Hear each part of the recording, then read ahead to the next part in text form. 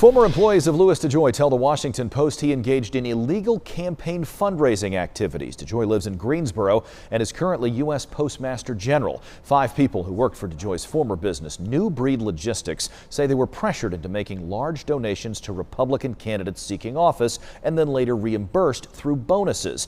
This practice is known as a straw donor scheme and it is illegal. The Post says campaign fundraising allowed DeJoy to become one of the most influential members of the Republican Party when it comes to campaign fundraising.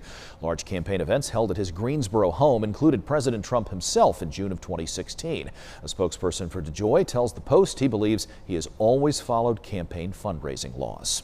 North Carolina's Attorney General Josh Stein released a statement in response to this story, which reads in part, "It is against the law to directly or indirectly reimburse someone for a political contribution. Any credible allegations of such actions merit investigation by the appropriate state and federal authorities." Next, want to get to some breaking news. Authorities responded to a boating accident on Ballew's Lake tonight. Details are quite limited at this hour, but we do know that Rockingham County authorities got the call about the accident not long ago, about 2 hours, 9 p.m. tonight. Right now, we're working out to find if anyone was injured. We are told that authorities are now leaving the scene. Stay with WXII 12 News and WXII12.com as we bring you the latest details. And earlier in the day, people showed their support in big numbers for President Trump out on the waters. Boaters headed out on Ballew's Lake this afternoon when the sun was still up. This was the latest in a series of pro-Trump boat parades that have taken place all over the country. One person we spoke with said quite a few supporters showed up for this event today. We were estimating in the parade for Trump that there were probably 100+ boats out there today. We had only positive waves today. We had nobody giving us a thumbs down. And the president himself is slated to visit the Piedmont Triad later this week. He's holding a rally at Smith Reynolds Airport in Winston-Salem Tuesday night. Airport Director Mark Davidson is one of the people helping to coordinate all the details of this visit. He has 28 years experience in the business and says he still gets a rush whenever Air Force One touches down on his runway.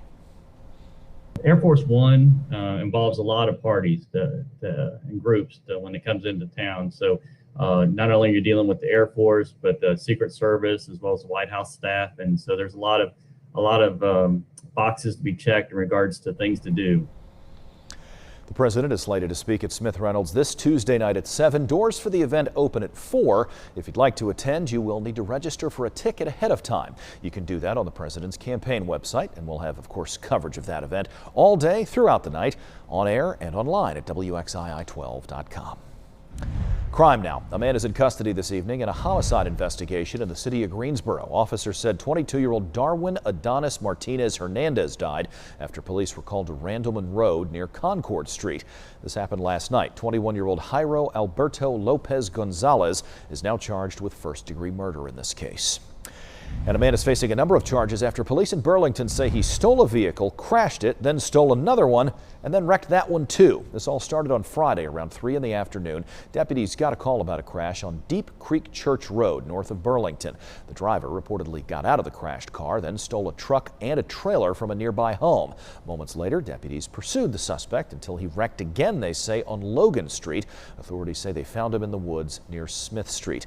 27-year-old Jacob Austin Price has his bond set at $130,000. He could face even more charges before everything is finished. Turning our attention now to coronavirus impact here in the state of North Carolina. About 1,000 new cases have been reported here since the last day. About 177,000 new cases have been reported in our state since the pandemic began in early March. The vast majority of those people, thankfully, have recovered. Sadly, one more North Carolinian has died from COVID-19. All told, 2,890 people here have died from COVID-19 complications. The number of people in the hospital because of the virus right now is holding steady at 830. However, that's with 77% of hospitals reporting their numbers, so the actual number of hospitalizations is likely a little bit higher. The percentage of positive tests ticked up slightly to 6.1%. State health leaders would prefer that number be closer to 5% or lower.